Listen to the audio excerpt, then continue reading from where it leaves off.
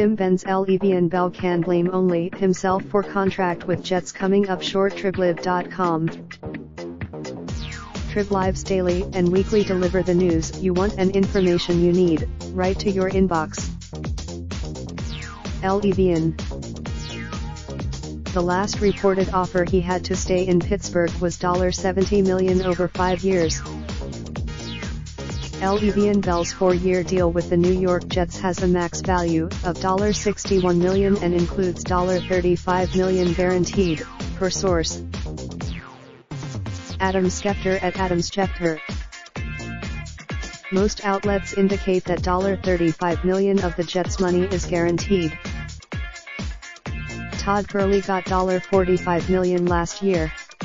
And the Steelers were, so the numbers are slightly better on paper until you realize that he also left $14.54 million on the table by refusing to play on the tag last year.